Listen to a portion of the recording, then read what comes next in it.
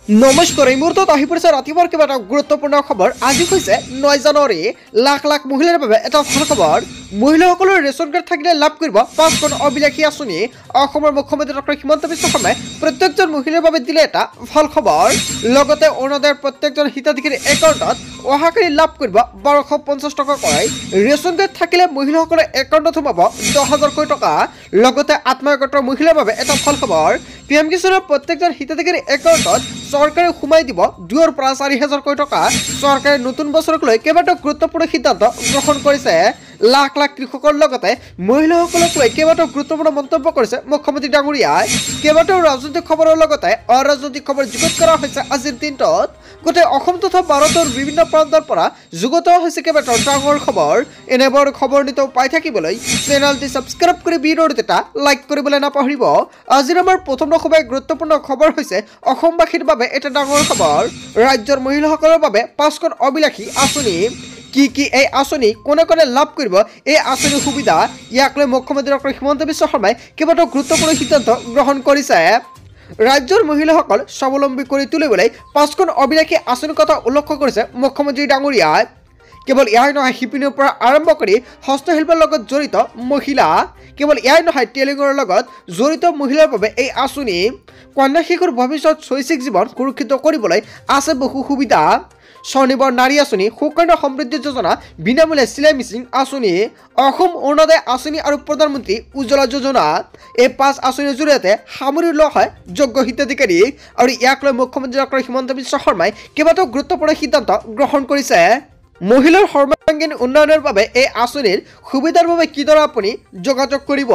হস্ততাঁত শিল্পৰে জড়িত মহিলাসকলে লাভ কৰিব স্বনিৰ্ভৰ নাৰী আঁচনিৰ সুবিধা। কেৱল ইয়াই নহয়, তাঁতশাল উৎপাদিত সামগ্ৰী বিক্ৰীৰ সুবিধা কৰি দিব এই আঁচনিয়ে।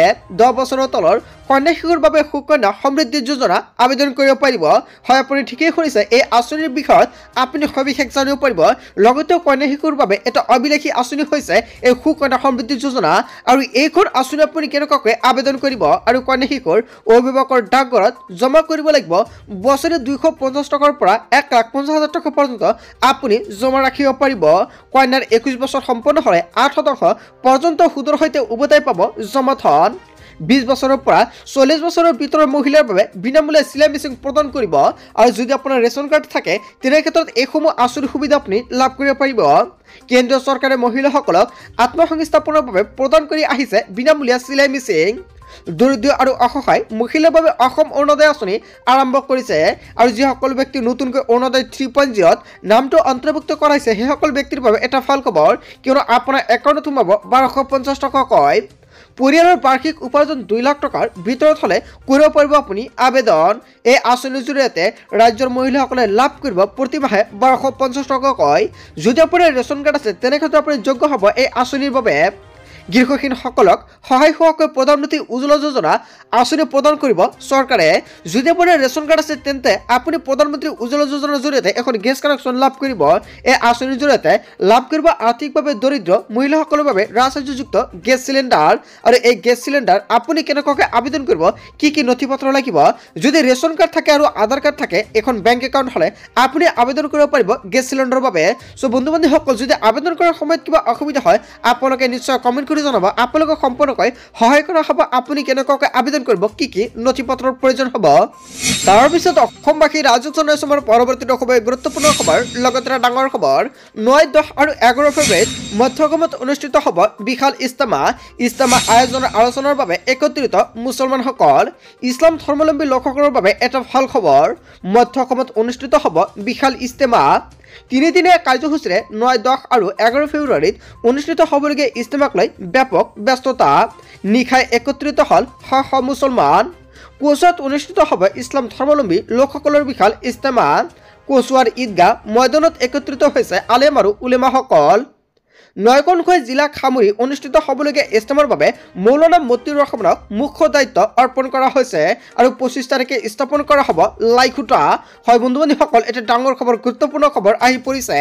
তাৰ পিছত অসমবাসী ৰাজুক জনাইছে আমাৰ পৰৱৰ্তী খুবেই গুৰুত্বপূৰ্ণ খবৰ লগতে ডাঙৰ খবৰ 11 তাৰিখে 11 বজাত একাউণ্টত সোমাব টকা ৰাজ্যৰ ছাত্ৰীসকলৰ বাবে মুখ্যমন্ত্ৰী ডক্টৰ হিমন্ত বিশ্ব শৰ্মাৰ বৃহৎ পদক্ষেপ নিযুত মইনা আঁচনিৰ দ্বিতীয় কিস্তিৰ ধন মুকলি হ'ব হয় বন্ধু বান্ধৱীসকল যদি আপুনি নিযুত মইনা আঁচনিৰ টকা লাভ কৰি আছে তেনেক্ষেত্ৰত আপুনি দ্বিতীয় কিস্তিৰ টকা পাইছে না নাই যদি দ্বিতীয় কিস্তিৰ টকা আপোনাৰ একাউণ্টত লাভ কৰিছে তেনেক্ষেত্ৰত অতি শীঘ্ৰে আপুনি সাজু হওক কিয়নো 11 তাৰিখে 11 বজাত আপোনাৰ একাউণ্টত চৰকাৰে সোমাই দিব তৃতীয় কিস্তিৰ টকা ৰাজ্যৰ হাজাৰ হাজাৰ ছাত্ৰীৰ বাবে এটা ভাল খবৰ মুকলি কৰা হ'ল নিযুত মইনা আঁচনিৰ তৃতীয় কিস্তিৰ টকা যিসকল ব্যক্তিৰ দ্বিতীয় কিস্তিৰ টকা একাউণ্টত সোমা নাই সেইসকলৰ একাউণ্টত চৰকাৰে প্ৰদান কৰিলে দ্বিতীয় কিস্তিৰ টকা লগতে দ্বিতীয় আৰু তৃতীয় কিস্তিৰ টকা একেলগতে সোমাব ছাত্ৰীসকলৰ আৰু 1.6 লাখতকৈ অধিক ছাত্ৰীলৈ মুঠ 18.39 কোটি টকা মুকলি কৰিলে চৰকাৰে উচ্চ শিক্ষাৰ বাট প্ৰশস্ত কৰা বাল্য বিবাহ ৰোধৰ বাবে চৰকাৰে এখন ডাঙৰ পদক্ষেপ হাতত লৈছে এইচএছ স্নাতক আৰু স্নাতকোত্তৰ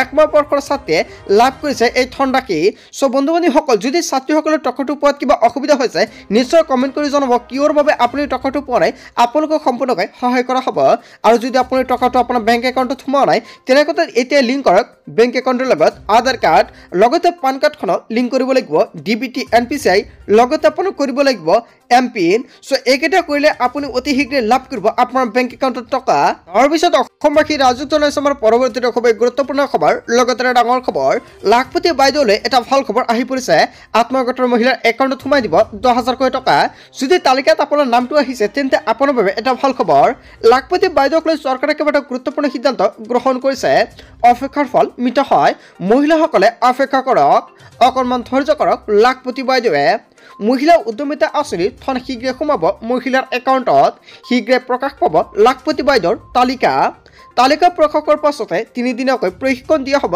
মহিলাসকলক 10,000 টকাকৈ পোৱা মহিলাই পৰৱৰ্তী সময়ত পাব আৰু 1 লাখ টকা লাখপতি বাইদেউলৈ মুখ্যমন্ত্ৰী ডক্টৰ হিমন্ত বিশ্ব শৰ্মাৰ ডাঙৰ প্ৰতিশ্ৰুতি অতি শীঘ্ৰে মহিলাসকলৰ একাউণ্টত সোমাই যাব 10,000 টকা আৰু টকা পোৱাৰ আগতে আপোনালোকে কৰক এনপিচিআই ডিবিটি লিংক অন্যথা আপুনি আত্মসহায়ক 10,000 টকা নাপাব আত্মসহায়ক মহিলালৈ অসমৰ মুখ্যমন্ত্ৰী ডক্টৰ হিমন্ত বিশ্ব শৰ্মাই কেইবাটাও নতুনকৈ এছঅপি প্ৰকাশ কৰিছে আৰু এছঅপি অনুযায়ী আপোনাৰ একাউণ্টত সোমাই যাব 10,000 টকা তাৰ পিছত অসমবাসী ৰাজুক জনাইছে আমাৰ পৰৱৰ্তী খুবেই গুৰুত্বপূৰ্ণ খবৰ লগতে ডাঙৰ খবৰ মিছন বসুন্ধৰাত আবেদনৰ সময়সীমা 3 মাহলৈকে বৃদ্ধি নামঘৰ মন্দিৰ শিক্ষা অনুষ্ঠান সংঘ আদিৰ বাবে বিশেষ সুবিধা প্ৰদান কৰিছে চৰকাৰে নামঘৰ মন্দিৰ শিক্ষা অনুষ্ঠান সংঘ আদিৰ বাবে ডাঙৰ খবৰ দিলে অসমৰ মুখ্যমন্ত্ৰী ডক্টৰ হিমন্ত বিশ্ব শৰ্মাৰ চৰকাৰে বসুন্ধৰা 3.0ত আবেদন বৃদ্ধি সময়সীমা 3 মাহলৈকে বৃদ্ধি কৰা হৈছে এই সময়সীমা বসুন্ধৰাত আবেদন কৰিবলৈ আবেদনৰ সময়ত আপোনাৰ পঞ্জীয়ন প্ৰয়োজন নহ'ব কিন্তু সেটেলমেন্ট লোৱাৰ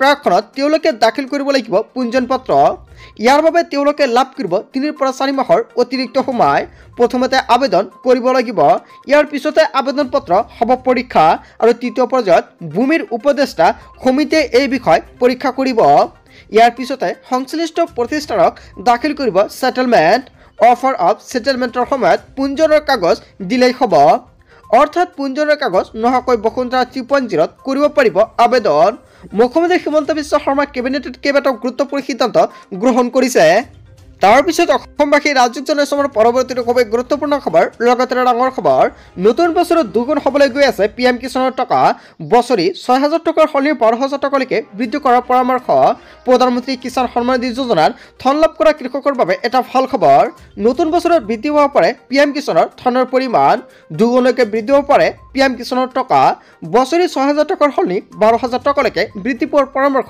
প্ৰদান কৰিছে কৃষি মন্ত্ৰালয়ৰ সংসদীয় কমিটিয়ে চৰকাৰে আগবঢ়াইছে এই পৰামৰ্শৰ ভিত্তিত কেন্দ্ৰীয় চৰকাৰে গ্ৰহণ কৰিব সিদ্ধান্ত 2025-26 বৰ্ষৰ বিত্তীয় বাজেটত বৃদ্ধি কৰিব পাৰে পিএম কিষাণৰ টকাৰ পুঁজি আৰু ইয়াক লৈ গুৰুত্বপূৰ্ণ বৈঠকত মিলিত হৈছে চৰকাৰে আৰু অতি শীঘ্ৰে কৃষকৰ একাউণ্টত চৰকাৰে সোমাই দিব 4,000 টকা 19 নম্বৰ কিস্তি আপোনাৰ একাউণ্টত কিমান হ'ব ইয়াক লৈ যেতিয়া পৰৱৰ্তী আপডেটটো আহিব নিশ্চয় সম্পৰ্কে জানিব পাৰিব এইখন চেনেলৰ জৰিয়তে আৰু তাৰ বাবে সকলোৱে আগতীয়াকৈ সাবস্ক্ৰাইব কৰি ৰাখিব লগতে বন্ধু বান্ধৱীসকল যদি আপোনালোকৰ কিবা সমস্যা হৈ থাকে তেনে ক্ষেত্ৰত নিশ্চয় আপোনালোকে ক'ব পাৰে আপোনালোকক সম্পূৰ্ণকৈ সহায় কৰা হ'ব গতে অসম তথা ভাৰতৰ বিভিন্ন প্ৰান্তৰ পৰা যুগত হৈছে কেইবাটাও ডাঙৰ খবৰ এনেবোৰ খবৰ নিতেও পাই থাকিবলৈ চেনেলটি সাবস্ক্ৰাইব কৰি ভিডিঅ'টো এটা লাইক কৰিবলৈ নাপাহৰিব so thank you for watching full video'